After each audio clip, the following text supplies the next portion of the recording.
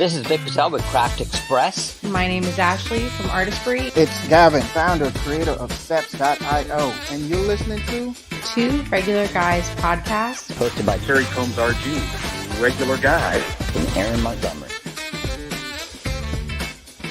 The place to be for industry news. The best dad jokes on earth, along with relevant topics to apparel decorators. Prepare for the wild.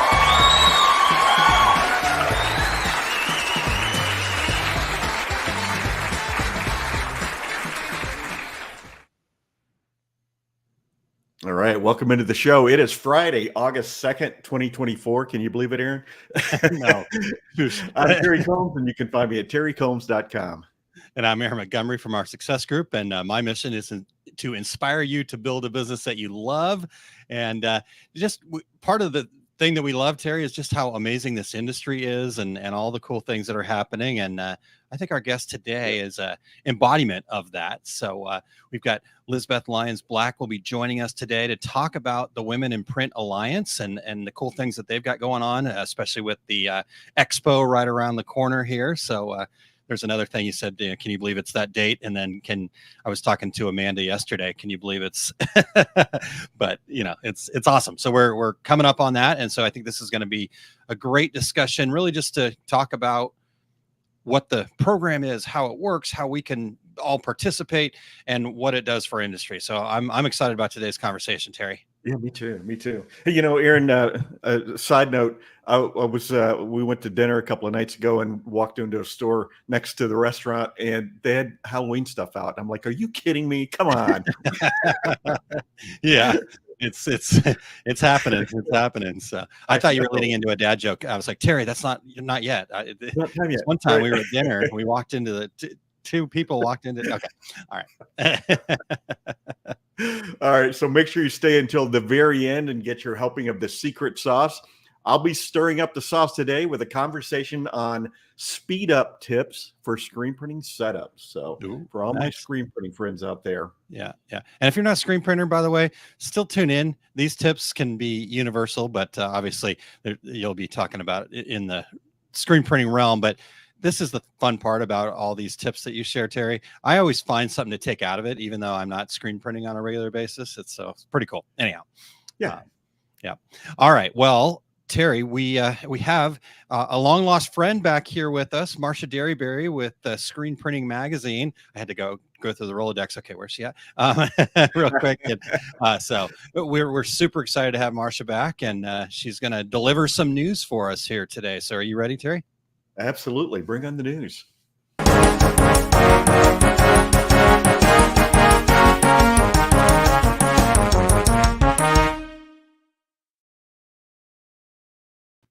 Hey, printers, happy summer. It's your pal, Marcia.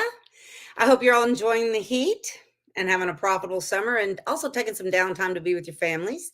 I just wanted to pop in today with two quick tidbits. And the first one is so exciting for us here at Screen Printing Magazine. It's that time of year when we announce our Women in Print Awards. This is so exciting. These 6 esteemed women were picked out from a judging panel of a slew of entries from nominators who really thought these gals do an exemplary job showing leadership and excellence in the industry. Now, this isn't just their fantastic technical and creative expertise in their craft. It's also really being community leaders, sitting on boards of associations, helping out with municipalities and schools, maybe donating printing services to fundraisers, just really doing something different for the industry. It's for print shop owners, also press operators, everything down to folders and catchers. Everyone is important. And we all know I'm 36 years, so I can't believe going on almost 4 decades of being an editor in the printing industry publications. And so like me, a lot of you remember women have been around forever, making a huge impact in this industry. But it's only been recently through Screen Printing Magazine, many manufacturers and suppliers, and also our great friends at Printing United, who have the Women in Print United Alliance that Lizbeth is going to talk about. I'm a member of it, and I'm so excited to go to all the events they've got planned for Printing United. So a lot of people in the industry have really committed themselves to really boosting and celebrating and respecting our place in the industry. So I want to personally invite you all to our ceremony. We are going to have it at Printing United. Again, thanks to our great buddies there. They always are so generous in allowing us to hold our ceremony there. It's my first year hosting it, so I'm just very proud and honored to meet these ladies and present them with their awards. The ceremony is going to be held in the Knowledge Center on the main stage. That's booth 4318. It's located just past registration in between the two main halls. So it's easy to find on the map. It's also going to be in your exhibitor listing. It's also where you can find Screen Printing, Big Picture, and Signs of the Times magazine in our booth. Those are both sister magazines. I'm also editor-in-chief of Big Picture, which if you happen to have any wide format digital printer PSPs out there listening, we'll also be presenting the Women in Wide Format Awards, which is along the same line. So hope to see you all there. I don't want to take too much Elizabeth's time, but I got another cool thing to tell you about. Let me scroll down. Our good buddy, Tim Gibson. I know a lot of you know him. He's been in the industry for a long time, and his roots run deep in screen printing, but he has held so many executive positions over the years that a lot of us know him. He is surely an expert in apparel screen printing. He's also adopted a lot of the digital printing like DTG, DTF, and sublimation. He is now president of sales at US Standard Apparel. That's a new role for him. He has held positions at, listen to these, you talk about a resume, at these apparel manufacturers. He was director of field sales at Haynes and Champion, national sales manager for Bella Canvas, and the Western regional sales manager for Next Level Apparel. Like I said, his roots run deep. He's got a 30-year history of crafting some of the world's largest, that's US Standard Apparel. I screwed up. They have a 30-year history of crafting some of the world's biggest brands in knits and fleece. They're a completely vertical manufacturer based in Los Angeles, Vernon, really. They have state-of-the-art knitting, cutting, sewing, dyeing facility, and a lot of on-trend styles. A little bit more about Tim and his deep screen printing roots. He's a veteran of apparel decorating in both promotional industries and still owns High Voltage Studios, which is a printing company that sells branded merchandise, embroidery, custom hats, logoed apparel, screen printing services, DTF. And they're located in Dripping Springs, Texas, near my old stomping grounds where I went to college in Austin. So that's about it. I'm going to be back in a couple weeks when it's my turn again to tell you about more exciting stuff. But for now, I have like an hour to somehow get from Texas to Arizona because Terry and I have a date with a margarita at his pool from a little bet that was settled between me and the guys earlier in the week because I usually screw this up, but I just did a little boo-boo this time. So anyway, y'all have a great couple weeks, and I will see you all in Las Vegas at Printing United. I'm going to throw it to the guys so they can talk to Elizabeth.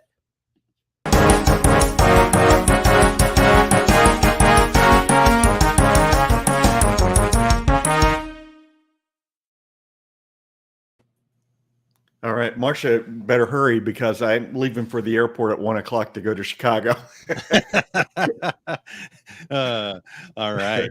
Well, it was so awesome to have Marcia back.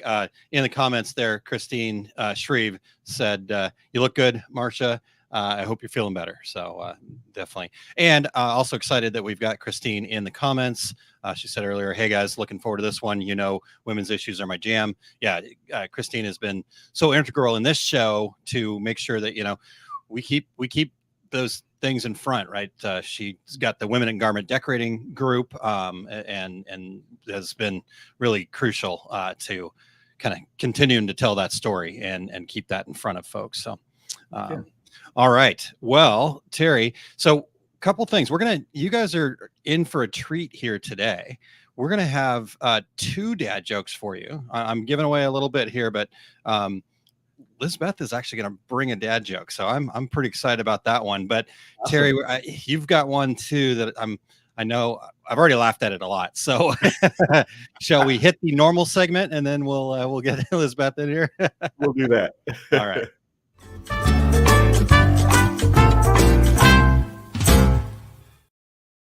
All right, Aaron.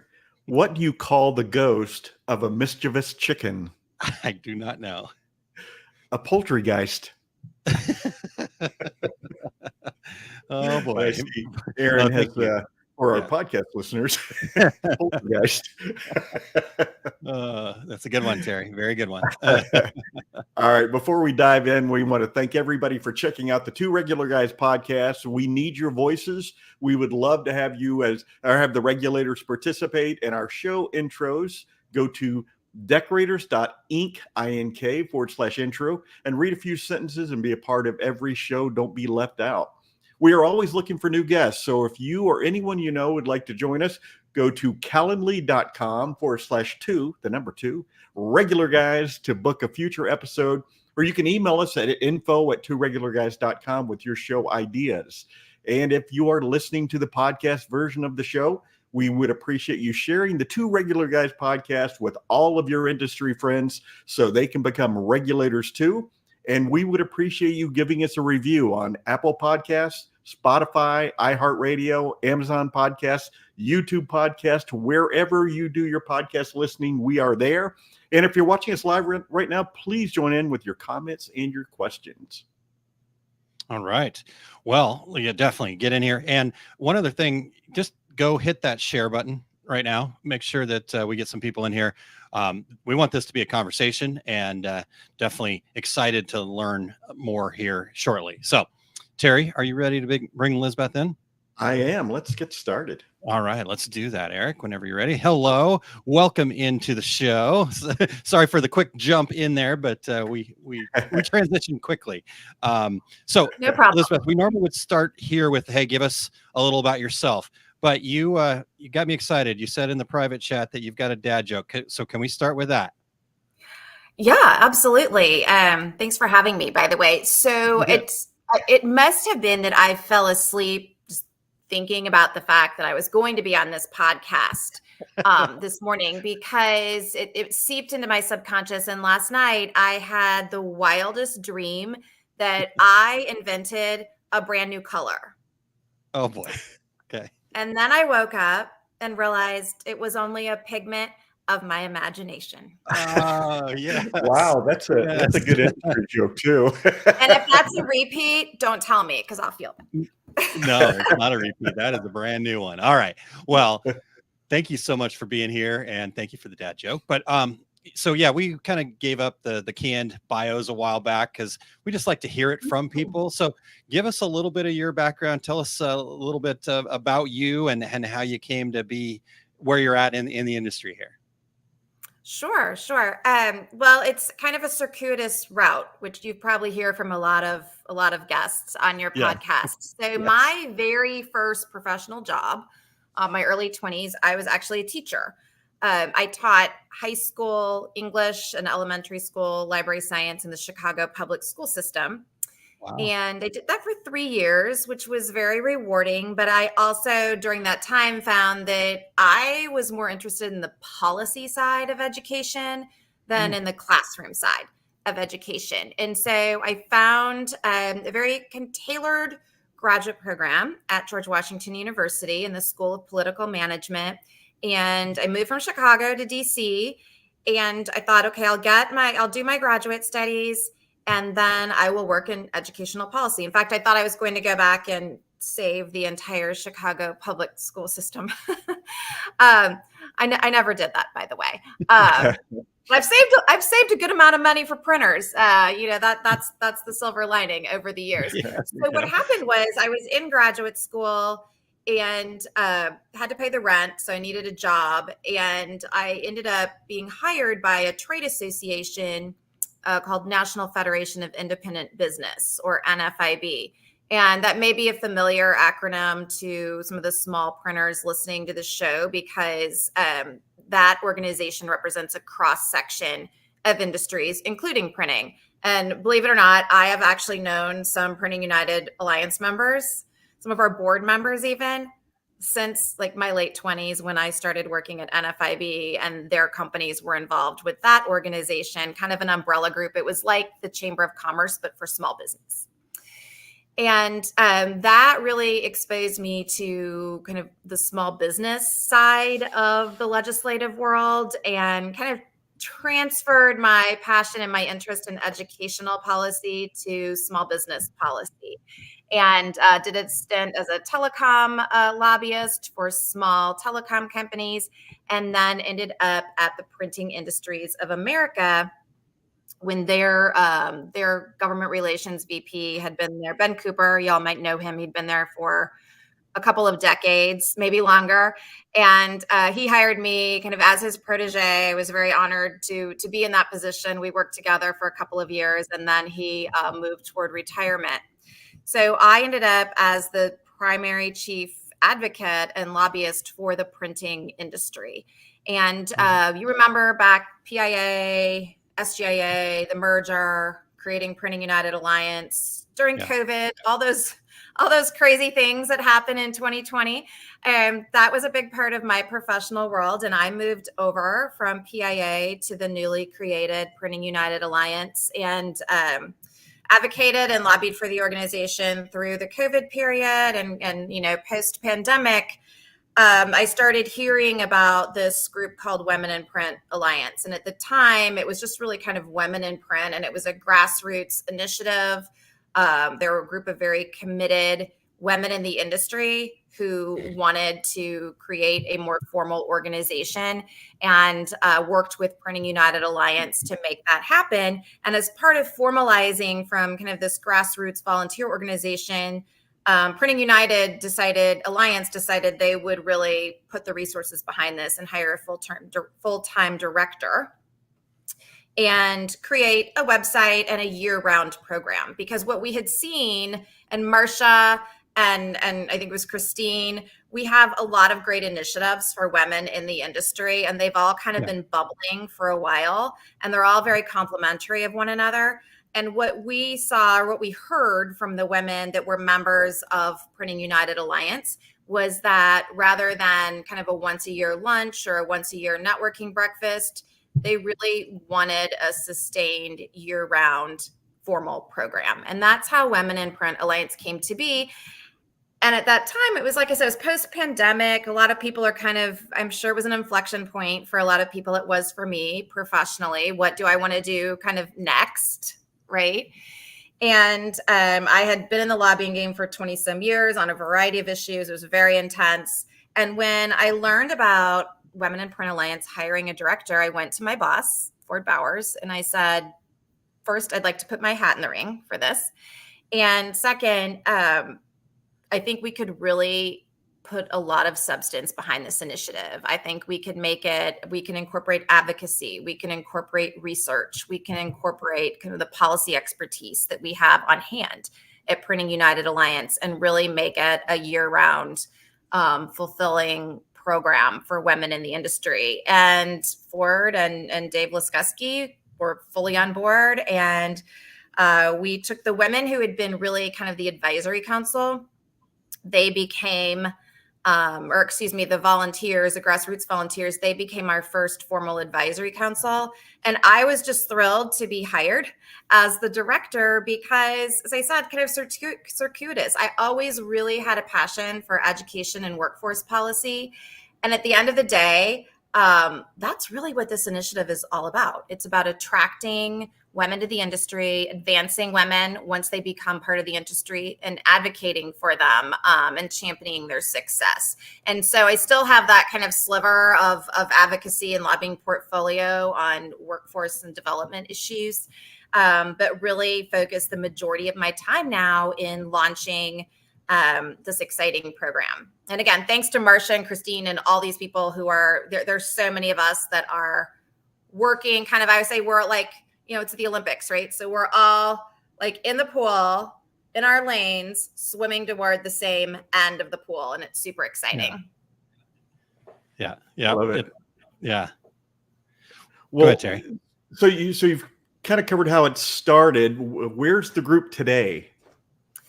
So we actually, we're super excited, and it's great timing also.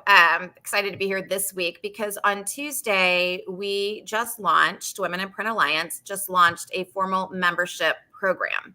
So we started, when I started with Women in Print Alliance, kind of our mandate was, let's create community. Let's facilitate community building for women in the industry, whether they're C-suite, whether they're new to the industry, kind of whether they're sales or operations. This is going to be big tent, right? And so in order to start creating that community, we started a website and kind of have been working on building our content library on that website. We started a newsletter that kicked off as a monthly free newsletter. It is now bi-weekly. And we've been building upon that. We continued post-COVID, kind of the networking annual event had taken a break. We brought that back last year at Printing United Expo in Atlanta and had a sold out lunch for women with a keynote speaker. And what we started hearing as we were kind of building and facilitating this community network from women and from men in the industry, and we can talk about that later, was how do I join? How do I become more involved? How can I be a member? And so we really saw this demand signal that we should have a formal membership program to provide some more elevated and tailored benefits to women who wanted to invest in themselves and in their professional development. So our content library and our newsletter are free, and they always will be free. We that's a tenet for us, is having this communication channel. We also have quite a lively LinkedIn channel where we like to kind of network with our community. But this new membership program will allow women to, delve a little deeper into the contents that we cover in the newsletter, more workshop oriented rather than just reading blog articles, for example, about a topic like career development or executive leadership. Nice. Got it. Okay. Well, so, and I assume this is for all types of printing. All types of printing, like I said, really big tent. And it really mirrors, I think, what Printing United Alliance kind of is all about for the industry in terms of having various functions of printing as part of its community. And really, we look at women in print as one of those kind of communities within the broader organization. Love Gotcha. Or broader industry, I should say, not organization. Well, what would you say that women who are interested in joining? What would you say the benefit would be from membership? So the benefits really break down into what I would call 3 buckets.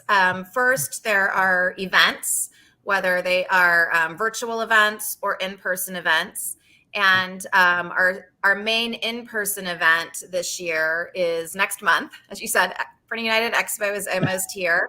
And it was a natural place for us because there's a huge group of women that will be in Las Vegas for the industry trade show. Yeah. So we will have our signature in-person event at Expo in September, on September 11th. And then every month we will have, through the end of the year at least, we will have a virtual event that women can participate in. And they really kind of break into then I think the next bucket, which is education. And we focus on topics, as I mentioned, career development, executive leadership, work-life balance. Still a really, people really started focusing on that, during the middle of the pandemic. And it's really still an important topic in the workplace, and particularly for women. As well as advocacy and what we call business expertise. And it's one of my favorite content areas that we provide because, women, we talk a lot about being a woman in the printing industry and the experience of working as a woman in an industry that has been historically more, male, having more proportionately more male than female. And we talk a lot about that experience as a woman in the industry. Yeah. But we have a lot more to say, right? And so business expertise is one of our topics where let's talk about what women are doing in the industry. Let's talk about these women that Marcia was just talking about that are winning the Screen Print Award because they are, they're being recognized for their craft, for their business expertise, for their innovation. And we really love to focus our community on that. And so in addition to the events, the educational side, just really increasing the opportunity for women to network. We have a members only membership directory that will allow women to find one another. So, they don't have to necessarily be at a conference to find one another. And I think this is really important because I mentioned small business a minute ago. A lot of printing companies, as you know, are small businesses. And, it's great for women to have kind of their gal pals at work. But it's really important, particularly if you're a woman CFO or you're a VP of sales, to be able to connect with a fellow female CFO or VP of sales at another company. And so we look at our mandate as, again, creating community, allowing those women to find one another and communicate with one another, champion one another, as well as provide professional development opportunities. Wow. Quite the benefit package there. So definitely. Eric, would you flash up the website one more time if you get a second for us there? Yeah, so womeninprintalliance.org to check that out. I also wanted to bring in Christine's comment. She said, I love that. Let's talk about what women are doing and also how women can help each other. That's awesome. Absolutely. So, all about the empowerment. Yeah, totally. So good. I'd like Christine's comment where she said, "Oh no, even the guests are infected with dad jokes." We're making them dream about dad jokes. That's crazy. Yeah, it happens. I watched too many episodes in advance of this, I guess. That's interesting, Terry. That's what people take out of this. Okay, well, no. And it was just an accident. We had a guest who told a dad joke, and everybody kept requesting more. There you go. And we were happy Whatever to works. That's right. All right. Well, this is, incredible stuff that's happening here. What inside of what you guys are doing there? What are some of the initiatives that you're working on that might be? Like you said, this has traditionally been a more male-dominated industry. How do we bring more women to the industry, and what are you guys doing there? Yeah, I think that's a question that is forefront in the mind not only of women, but of men too, right? Because one of the clear challenges in our industry is finding qualified workforce and looking at what is that next gen workforce going to look like and where are they going to come from, and competing with other manufacturing sectors for the same types of workers, not just printing companies, but other sectors within the manufacturing industry. And so I think a lot of people have recognized that you have to kind of go outside and diversify and broaden the pool of potential workers, and gender is one way to broaden that pool. So, that's the easy thing. We can recognize the challenge and see, okay, here's one of the solutions that we can bring to the table. How do we do it? I'm not going to say we have the silver bullet for that, but we certainly think that, the research shows that Christine mentioned empowerment, women supporting women. And again, really important, because you, as a woman working, especially in a small company, you may not have another female in your department or, on your management team. And, feeling like maybe there's a bit of lack of support, not necessarily that your male colleagues aren't available to support you, but just kind of that empathy that, a working mom might have with another working mom, or, a caregiver might have with another caregiver. Like, how do we create that? And if research shows if women don't have that, they tend to leave for opportunities where they feel either more aligned with their values, the employer is more aligned with their values, or they see other people like themselves. This goes beyond gender too. You could talk about other types of inclusion, whether it's, racial inclusion or religious inclusion or whatever it might be. And I think the industry, as I see it, it's really interesting because people probably don't think this about the printing industry. We're a legacy industry. People think we're kind of we are an older industry. People don't often see the innovation. And what I have really seen in the last year is a real embrace of not only gender diversity, but just diversity in general, and people realizing to be competitive as an industry going forward, next gen, we really need to show that. And, during the pandemic, there was a lot of research on women and the Great Resignation, as they called it, women that decided this is too much, the home life and the work life is just, I'm going to make a change. I'm going to pull back. I'm going to work part-time, whatever it might be. And I think we've seen a response. A lot of companies have responded, whether it's with more hybrid or flexible opportunities or kind of benefit packages that are maybe designed more to support women having unique needs, particularly, again, working caregivers.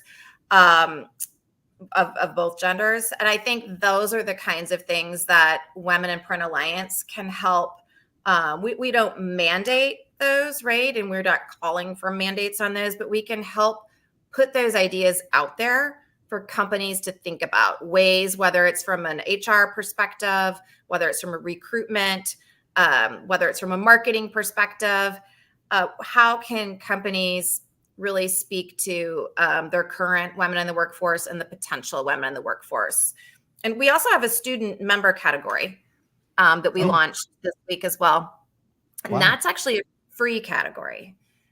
And that was very important to the women on our advisory committee because they, from the beginning, this initiative has been all about reaching out to women in even at the high school level, but definitely at the career and technical education level or the four-year university level, and saying, like, come into printing, come into the production side. We know it may not be as sexy as like designing fashion, right? But you can merge that interest with a career in printing.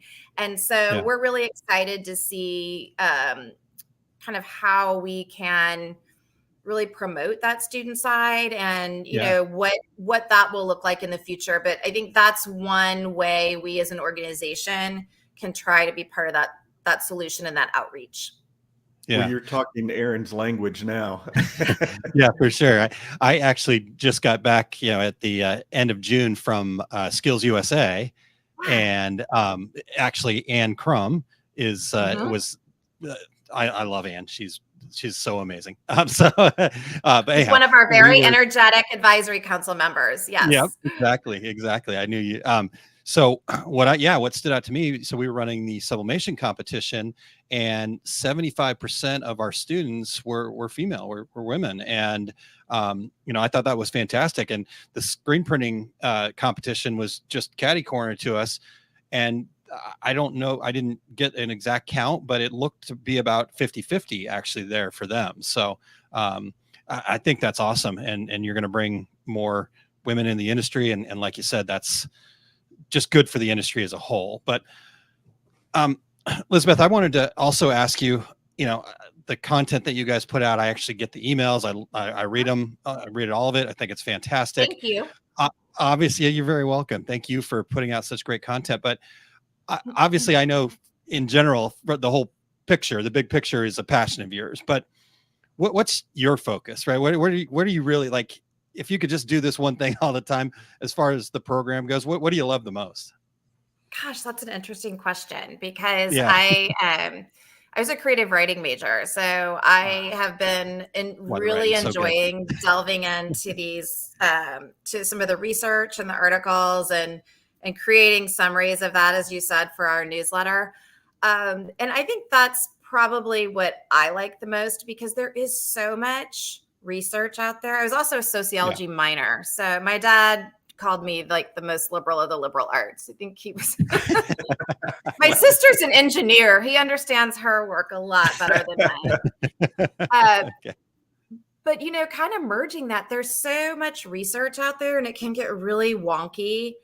And also, let's be honest, this has been in the news a lot lately. DE&I as a concept, diversity, equity, and inclusion, has kind of been a political football. There's kind of been backlash, and some companies are actually removing DEI programming, some large companies. The Society for Human Resources Management, SHRM, which is the largest HR kind of, I guess, trade association, but also best practices setter in the HR industry, actually announced a week or maybe last month that they are no longer using the term DE&I. They are calling it I&D, inclusion and diversity, because they feel like the equity part was a bit hostile and created tension between women and men, just in terms of, fighting for equality. And so there's a lot that gets lost kind of in that, a lot of good stuff and good information and good suggestions and good ideas and innovations that can get lost in that sort of political language of DE&I. So what I have really enjoyed is looking at that language, looking at that content, that information, and trying to make it relevant to printers. And I've never been a printer, but I've represented printers for 20 years. So I feel like I have a sense of speaking that language. And so kind of presenting that in a way that's useful to printing companies to really fulfill the mission of our organization, which is, again, to attract, attain, and advance, advocate for women in the industry. So that's been fun. And you mentioned, what you mentioned about Skills USA. We hear so much of that anecdotal information. 75% of the contestants or competitors were women, or there's so many, there are more women in such and such university graphics program than there are men.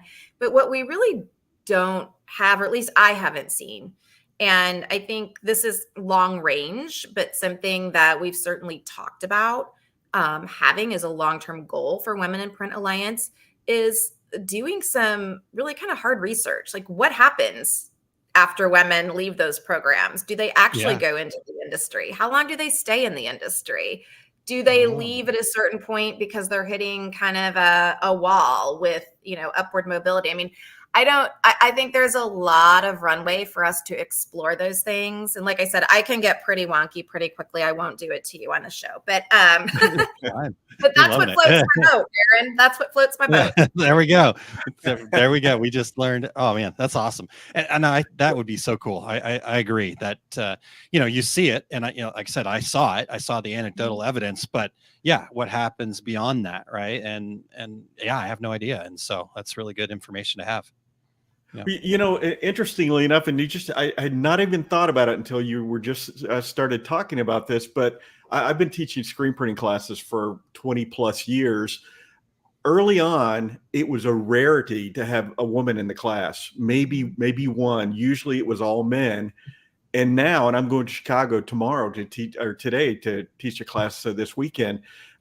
Now the classes are 50-50, lots of women-owned businesses there. So it never even crossed my mind until you started describing this, but lots more women certainly in screen printing. And, when you say, when you said you're a creative writing major and going into our industry, I always say, armed with my degree in journalism, I accidentally became a screen printer.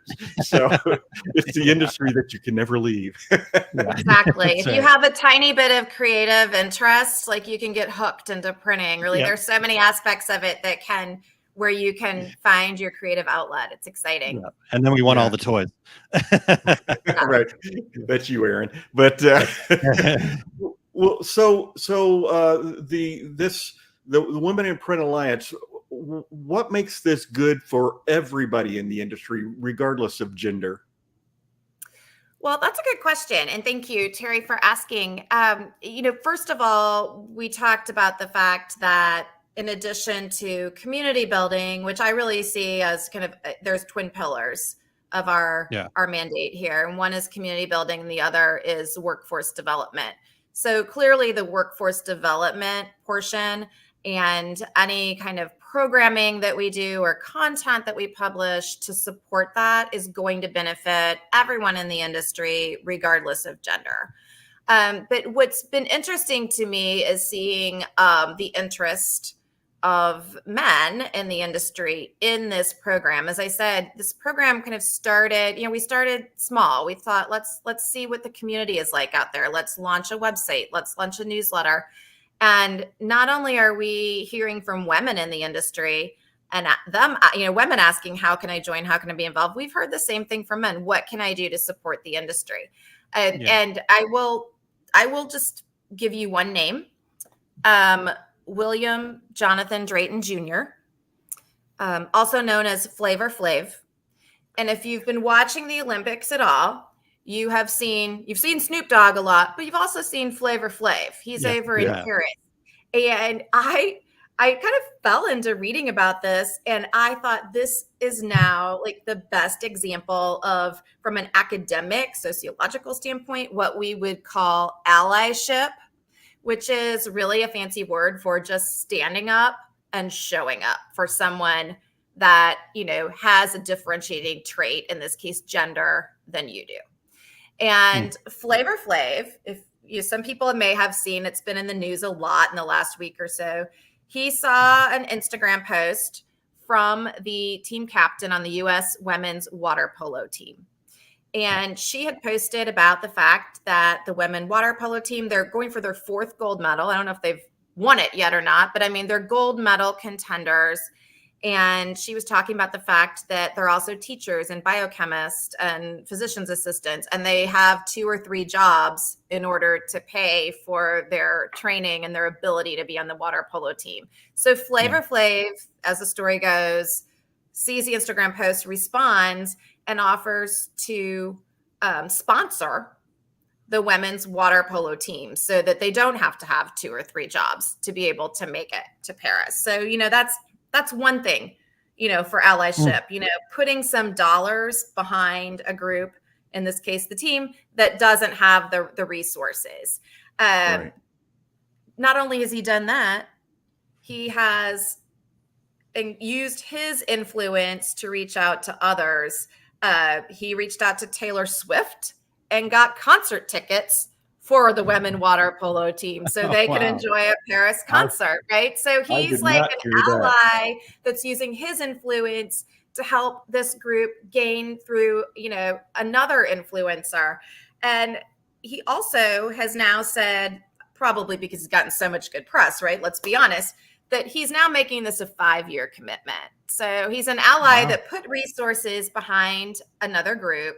He used his influence to reach out and encourage others to put their resources behind this group. He's making a long-term commitment. And the most important thing is he's actually in Paris, right? He's showing up. He's at the games. He's not just writing a check.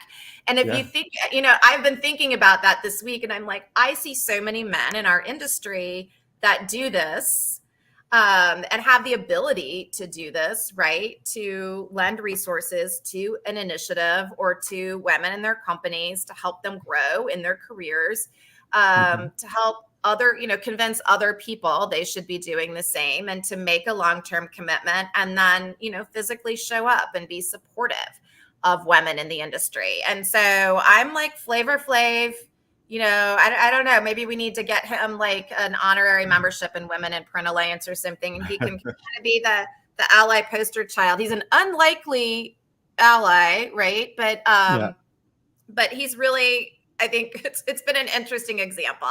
And I will say, I read an article where he said the reason his heart and mind were touched by that Instagram post was because he's a girl dad. And I've had print girl dads and grandpas and uncles in the industry come up to me in the last year and say, I really love what you're doing. How can I support this initiative? Because my daughter works in the business. My niece is in the business, my granddaughter, or I have daughters in high school, and I want them to see that they have, leadership potential and can go into kind of non-traditional careers. And so I think we've got a great support base out there with men in the industry. And one thing that I'm hoping Women Alliance can do is just kind of give some examples of how men can be allies. And we actually, as part of our membership launch, I mentioned we have this individual membership for women in the industry. We've been seeing since Tuesday. We launched on Tuesday every day. Thank you, Marcia, for joining, by the way. Christine, come join us. Be an inaugural member. $59 through the end of the year. Great investment. Nice. But we've seen the individual members. We have this free student member category. And then we also have a corporate membership. And that is for companies and a lot of, the men who've asked me, what can I as a CEO do to support this initiative? We created a membership category so that a company can purchase a number of seats for women in their company and really sponsor their own female employees as members of Women in Print Alliance. So whether it's an HR perk or an award at the end of the year, or just a way to walk the walk and talk the talk and say, we know that you want some additional benefits and professional development as a woman in the industry. Maybe they don't have that in their own HR departments, but by sponsoring a woman as a member in Women in Print Alliance, they're able to kind of use us as an adjunct avenue to provide that type of benefit to their workforce. And I also think it's a great recruitment tool, right? Especially now. There are a lot of recent college graduates, recent graduates from, CTE schools. They're young, they're vibrant, they're excited, they're vying for jobs. And, a lot of them have their choice between employers because, as we know, workers are scarce. And so if you're a company and you're interviewing one of these kind of rock star in the making women that have just come out of one of these print programs, they're interviewing with you, they're interviewing with another company, and you're able to say, you know what, as part of your first year here, we're going to sponsor you for a membership in Women in Print Alliance. To me, my 20-something-year-old self would be all about, this company aligns with my values and they're going to invest in me from the very beginning. That would be a decision-making point for me. So I think there's a lot of options for companies to get involved. And I really, encourage men in the industry who are interested, contact me, have your HR people contact me. We can talk about what that might look like for your company and how we can help your company be supportive of women in the industry. Long answer to your question. I bet you didn't think we'd be talking about Flavor Flav today. Yeah, I'm glad you told the beginning of that story because I thought this is really cool, but why is he a water polo fan? Yeah, apparently he had never seen water polo in his life. Okay. But as part of showing up, he's now in Paris, and he said he treaded water for 7 minutes, and it was the hardest 7 minutes of his life. So, walk a mile in my shoes, right? That's right. I did see that if they win gold, he's getting them all gold clocks like he wears. So, side note, Aaron, you might remember I was Flava Flav for Halloween about 15 years ago. Yes, he was. I do remember that. Yeah, Work. There might be a resurgence of Flava Flavs for Halloween this year. Maybe Snoop and Flava Flav at the Olympics. I could see that as a Halloween costume for this year. Yeah, pretty sure. Half the people said Flava Flav, and other people had said, "Are you Father Time?" All right, so you've already touched on this, but can you talk to us a little bit about the role of advocacy in the Women in Print Alliance and how that's going to impact the broader industry? Sure. Well, I will say that we as Women in Print Alliance really define advocacy. It's more than just, legislation.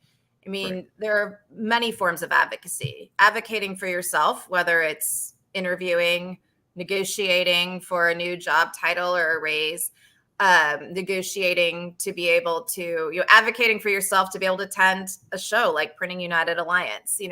That's advocacy, right? And then there's advocating for your company and how your company can be future forward and innovative, particularly when it comes to workforce initiatives. And then, as you mentioned, I think what people traditionally think about advocacy is kind of the broader industry advocacy, which lends itself more to the legislative and regulatory arena. And so there are definitely, and I think that's maybe what you're asking about, Terry, kind of that last form of advocacy. How do we dovetail with what organizations like Printing United Alliance are doing kind of broadly on advocacy? They're advocating on postal reform legislation that affect direct mailers, or advocating on chemical safety and preventing bans on certain chemicals like the black ink chemical ban that we've seen some states try to impose. So there's all of that going on, but there's also, as I mentioned, and it's really my area of focus now, a portfolio for education and workforce development. It's not like I won't get too political here, but we've heard on the campaign trail, people talking about, jobs related to certain demographics. Okay. So I'm not saying there are women's jobs or men's jobs. There's not legislation focused on just women's workforce issues or men's workforce issues. It's all workforce issues, right? But it's also a role that we can play in terms of just advocating, again, overall for whether it's career and technical education. There's legislation that is, it's kind of wonky legislation, but it just passed a House committee that we think has a lot of potential benefit for the industry. And it's a tax bill, actually, that would change or expand the use of 529 savings plans that a lot of people have for their college educations. They're right now for 4-year college educations. And so the idea is to expand the use of 529s, not only to career and technical, but to credentialing. So you think about people who are getting credentials in our industry, and that goes into all the toys that you play with, Aaron, and like I'm not on the tech side of things, but I know there are a lot of technical certifications. And there's great evidence that shows that women in particular have fewer of those credentialing opportunities or experiences. So that's kind of how it all comes together, right? An organization like Women in Print Alliance can say, we want to be the voice that is broadly supporting legislation that would expand savings and financial opportunities and tax benefits for credentialing and licensing. But we also are really doing that to benefit even a subset of the printing industry workforce who haven't traditionally been engaging in that part of education and training. And so it all kind of comes together. It's hard to separate. But I think it's like anything, it's like the more voices, and that's the whole power of grassroots advocacy, whether it's coming from trade associations or corporate leaders or employee bases. The more people that are talking about an issue and elevating that, and the more people that are encouraging lawmakers and regulators to address these issues, the more effective the outcome is. And so we're really just one voice in kind of a sea of industry voices for industry advocacy. And we also, it's really been fun. I was on Capitol Hill last week with 2 women, Jamie Herond of Orbis, who's one of our advisory council members, and Brooke Hamilton with Nateplate Inc. in Tulsa, Lane Hickey-Wiggins, who's down in Florida. She's the chair, actually, of our advisory council.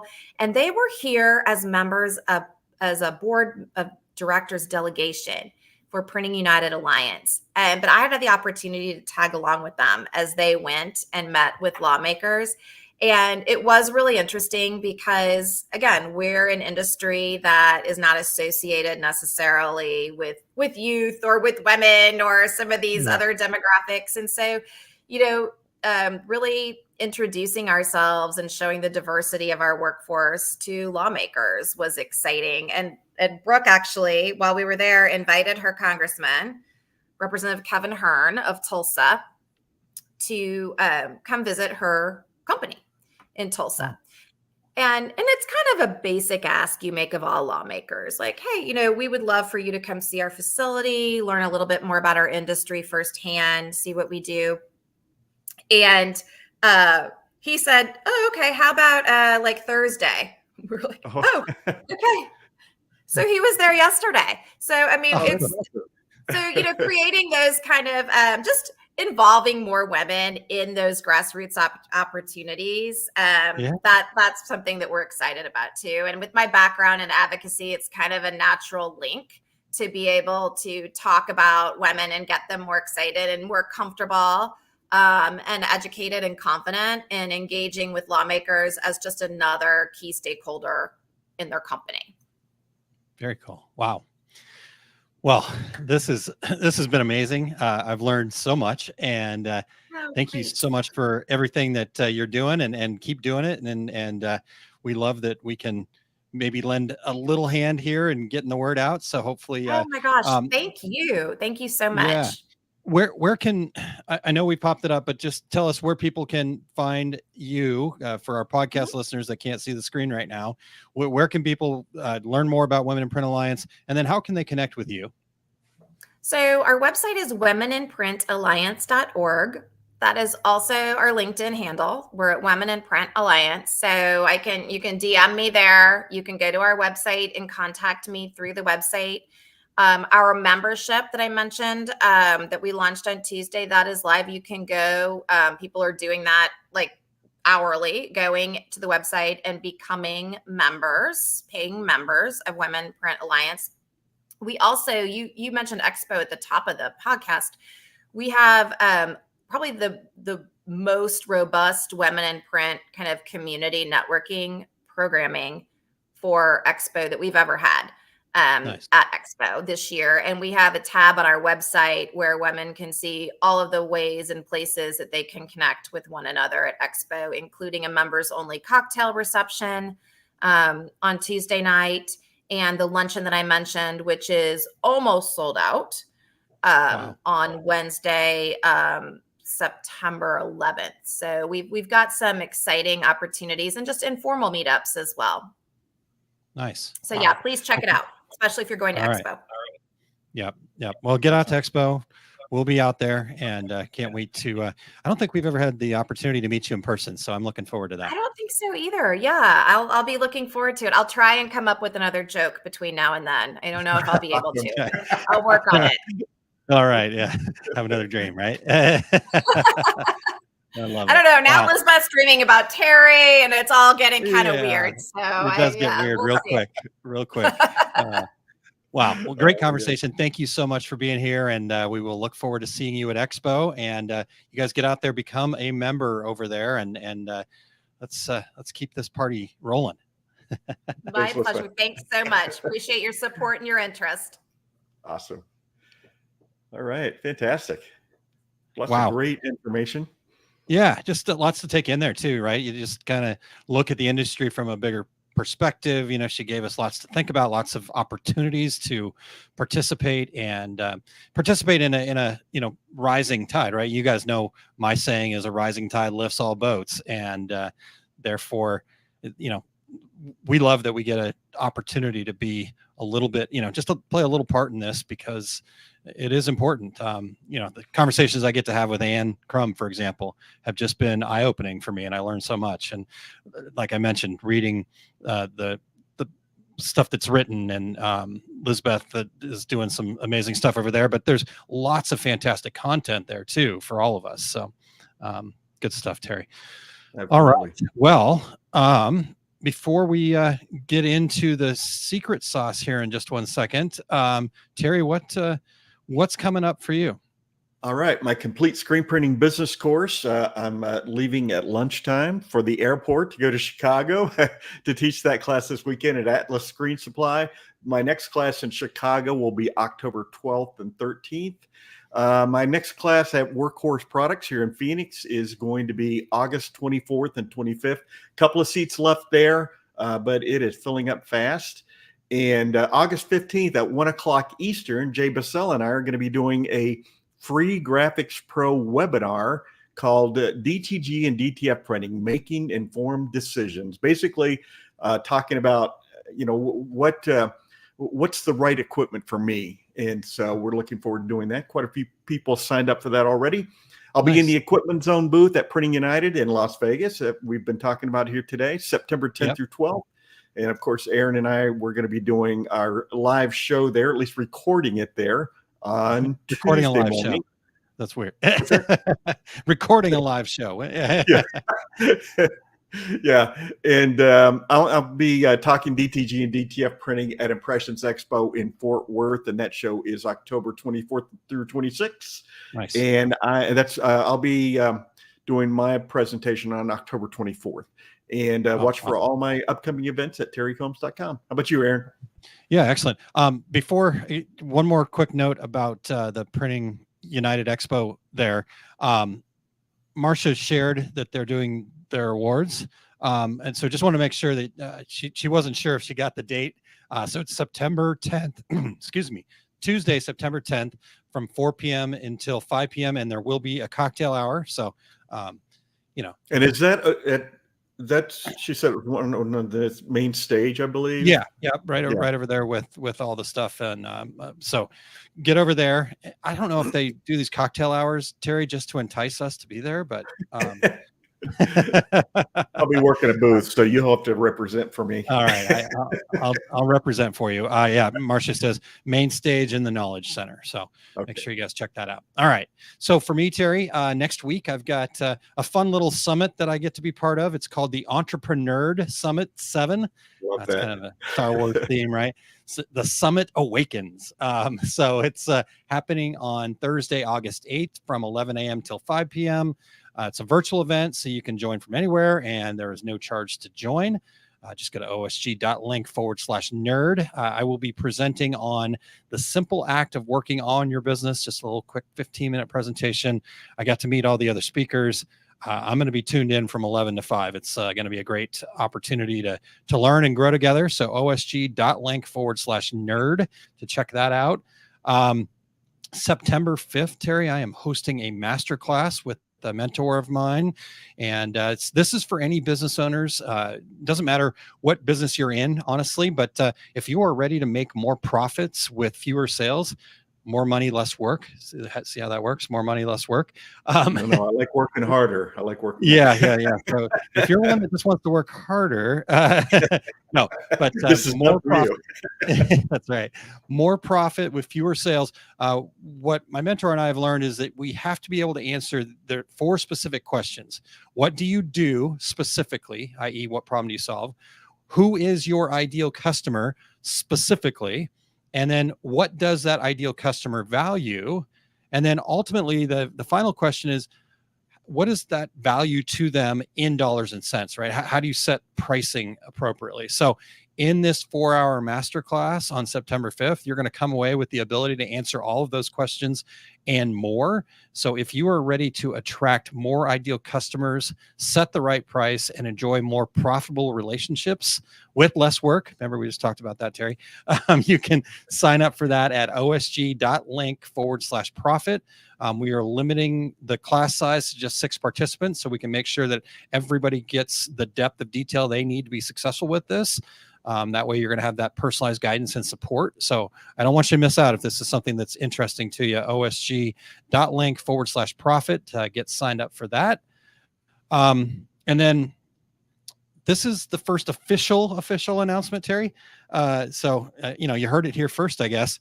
It's back. We had a very successful event in June, in-person event that we did. And so lots of people were not able to make it because of that timing of that particular program. So we've decided to schedule our next one already. Fundamentals Live is happening October 10th through the 12th, right back here in St. Louis, Missouri. Details are at osg.link/fun-live. And I'm already super excited about it. You knew how excited I was about the one in June and what we learned in June. I think we're going to really make this even more powerful for people. So we've extended our time to be about 3 days together. So the first day from about 10 a.m. to 5 on Thursday, October 10th. We'll have a full day on October 11th, that Friday, with that Future You party that I explained to you guys before. It was more powerful than I could have imagined when we did it in person there. So that'll be that evening. And then we're going to come back the next morning, just about a half day on that Saturday morning to just really lock everything in, get all the final details, make sure you've got a plan to go out there and really take back control of your business, get rid of that overwhelm. So the other kind of change that we discovered from the event we did in June is that we need to make it an intimate experience. So we were really fortunate that it turned out to be a fairly intimate experience in June. I'd said, okay, we're going to limit it to 40 people. I don't think we can have the same kind of transformation when we have that many people. So this time we're limiting it to only 10 people. So if you want to transfer your business from have to and to get to, this is where you're going to put the fundamentals into action. I've seen the clarity and confidence that this program brings to people. So I am excited about it. And I could talk about it for hours, Terry, and I will stop though. If you do want to talk about it more, you want to learn more about building a business that you love, check out our Facebook page at osg.link/group. So it's our Facebook group, excuse me. And just lots of great perspective questions there, discussions about more than just surface level stuff. So I think it is a group worth getting into. So osg.link/group. All right. And then last but not least, certainly probably most, we'll go with that. Eric is back with the Take Up this afternoon, episode number 197, digitizing interlaced lettering and designs for embroidery. So in this episode, Eric will discuss different methods for handling digitizing both classic interlaced lettering and other interlaced elements, from classic athletic lettering to knotwork, with an eye towards elemental concepts of layering and travel. You can tell I didn't write that. It's very. I don't think I could fill in for 90 minutes on that one for you. No, I don't think we could. So you definitely got to go check this out. The Take Up is such a fantastic program. I mean, it's college level education for free. You know, it's 90 minutes typically. It's amazing. I check it out even though I don't do embroidery, and I learn something every time. So go to ericcampbell.com and you can click the Take Up link at the top and get more information and check all that out. So Terry, are you ready for some secret sauce here? I am. I'm ready to share some knowledge. Let's do it.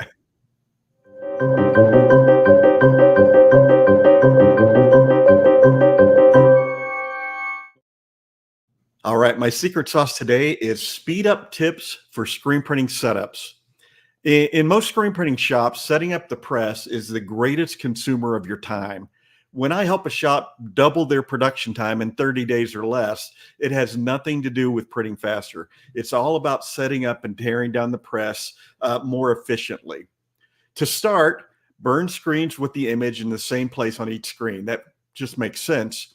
You can buy a system to help you do that, or for free, you can just tape the first film positive on the glass of your exposure unit and burn the screen. You tape only the top two corners of the film. For the next screen, you lay that film right on top of the first one, tape it on the bottom, and then pull out the film from underneath. That way, every one of your screens will be have the image burned in exactly the same place, perfectly aligned. Next, let's talk about registration marks. I've seen film positives with 4, 5, 6 registration marks all around the image. You only need 2 registration marks.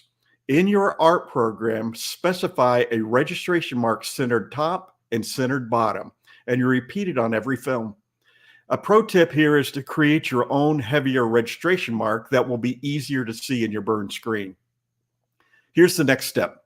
With a T-square and a Sharpie, draw a vertical line down the center of your platen. Take your first screen and slide it into the screen clamp on the press.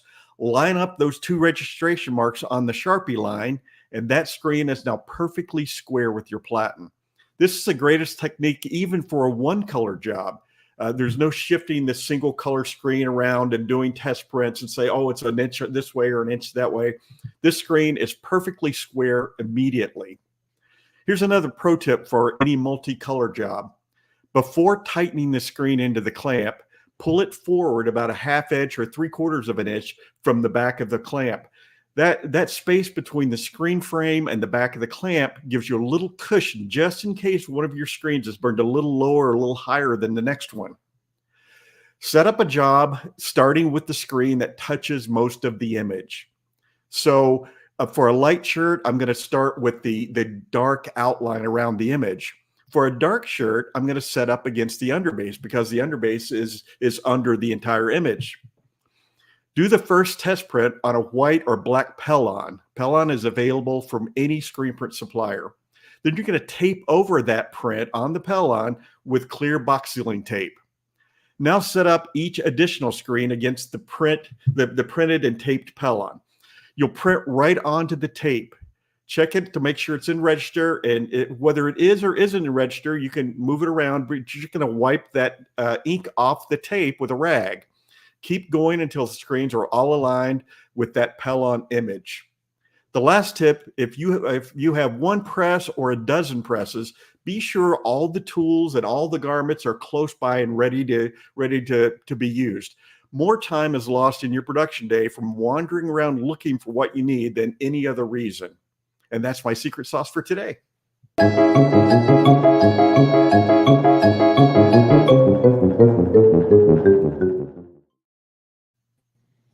All right, Terry. Awesome secret sauce. Great job. As I mentioned, even if you're not screen printing, there is good information in there. I made a couple notes here. Find your number one bottleneck, right? Your setup. And then how do you look for efficiencies, right? What are the innovative, creative ways that you can find efficiencies? It doesn't even have to be in production, right? Maybe it's how you're taking an order or how you're interacting with your customers, right? What can you automate? What can you become more efficient at? That gets you your time back. So even if you're not screen printing, every production shop is there's things that you can improve with your efficiency. And it's funny, Aaron, when I do my screen printing classes, all the people that have been printing for a year or so, when I go over how to set up your press, they're like, oh, I could just go home right now. Because literally, 4 or 5 color job. There are people who take an hour and a half to set it up because they can't get everything aligned. With this method, you can set up a 5 color job in 5 minutes. So all the newbies are like, okay, I get it, but they don't appreciate it like somebody who's been frustrated trying to get all their screens aligned. So love it. All right, well, Terry, what a great show today. We've come to the close of it here. We want to thank Lizbeth for all the great information today. Make sure that you guys get over to womeninprintalliance.org and check that out and become a member. I love the new membership program that they've got going on there. So excited to see what comes of that and excited to see all of the things that they've got going on and getting to meet Lizbeth in person here in a couple of weeks, about 4 weeks or so, I guess, approximately. Yeah. So, all right. As always, we want to thank our show producer, Eric Campbell, for all he does in the background and for explaining the dad jokes. That's probably his hardest job right there. All right. Well, next week's show, Terry, we've got Cassie Green and Brandy from Printing United Alliance coming to join us. Here's what I'm excited about, right? As we heard from Lizbeth, Printing United Alliance covers a big swath of printers. Big, not just us apparel decorators, right? And I think there's been times throughout the history of SGIA and all the different iterations where maybe we felt like we weren't really given much voice, so to speak, I guess. Cassie and Brandy are going to come talk to us because they're both the apparelist side of this, and they're going to talk to us about all of the apparel highlights and all of the things that are going to be happening there at the expo, but just kind of in general, the apparel industry and what's going on there. So I'm excited about that conversation as well. Yeah. And, I can't give out too much information, but Equipment Zone and Epson are participating in the apparel zone, and it's going to be super cool. Wait till you see it. Can't wait. Well, while you're working the booth, I'll try to take some video of that and see if we can get it shared to anybody that can't make it out to the expo. So that would be awesome. While I'm drinking my cocktail. So yeah. All right. Until then, I'm Terry Combs. He's Aaron Montgomery. And that was the Two Regular Guys. Here we go. We're out. Awesome. Thank you for listening to Two Regular Guys. Check out our website at tworegularguys.com. That's the number 2, regularguys.com. You can also interact with us over at our Facebook page, facebook.com/tworegularguys, or send us a tweet, twitter.com/tworegularguys. And we have a YouTube page. You can find all that from our website, tworegularguys.com. Thanks for tuning in, and we look forward to spending some time with you again next week.